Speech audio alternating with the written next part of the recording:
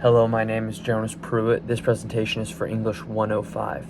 Over the past several years, the United States has seen a major shift in how sports gambling is viewed, regulated, and practiced. What was once limited to Nevada or handled quietly through offshore websites has quickly become a mainstream part of how Americans engage with the sport. The scale and speed of this shift are visible nationwide. One of the clearest indicators of how fast things are changing is the number of states that have opened the door to legal sports betting since the Supreme Court ruling in 2018.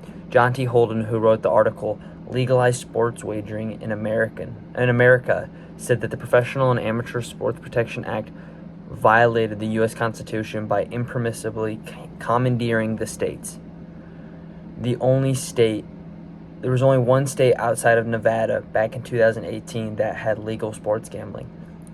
Today, there are more than 30 states and Washington, D.C. that have launched legal sports betting, and more states have actively been considering legislation. In just a few years, sports betting has gone from highly restricted to widely permitted across the country. And in the photo that you can see multiple states. This is an older photo, but multiple states have already passed legislation for legal sports gambling, and there are many more to come. Another sign of how quickly this movement has taken hold is the amount of money flowing through legal sportsbook. Adam Hofford, who is the director of excise tax policy and the Tax Foundation, says legal sports betting in the U.S. hit an all-time high in 2023 at more than 100 billion wagered and has gone up since.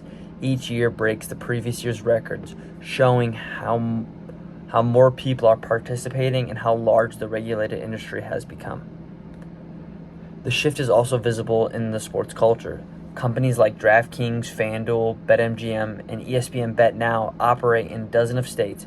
Professional leagues that once opposed gambling now have official betting partners, show live odds during broadcasts, and even host sportsbook inside stadiums. Sports media discusses lines and wagers as casually as they do player stats.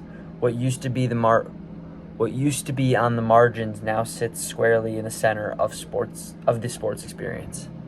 The shift of legalizing sports betting has created a massive tax revenue increase for the states. As you can see in the photo, New York has increased the tax revenue by $2 billion from sports betting, Pennsylvania $615, New Jersey $541 million. These are all definitely benefits for the state having excess tax revenue that they didn't have before. And this allows for lower income and state taxes when you have this increased gambling tax. Legalization also moves people away from unregulated markets and into systems with consumer protections. People who want to play small wagers can now do so with identity verification, responsible gambling tools, and clear oversight, providing a safer alternative to offshore illegal options. Previous options did not have legal backing by the United States, which resulted in scams and people losing money. And sports betting has now changed how people spend their entertainment money. They don't look at sports betting as a actual financial revenue stream, more as just a fun way to make games more interesting and have a deeper connection to the game. So this has increased people's retention in watching games and makes the entire sport watching experience more enjoyable. Altogether, the growth of legalized sports gambling reflects a major change in how Americans interact with sports, entertainment, and even financial planning. As this continues to evolve, states and consumers will need to balance the opportunities it creates with the responsible participation. But for now, it stands as one of the most significant shifts in modern sports culture, and one that is shaping both the economy and everyday life.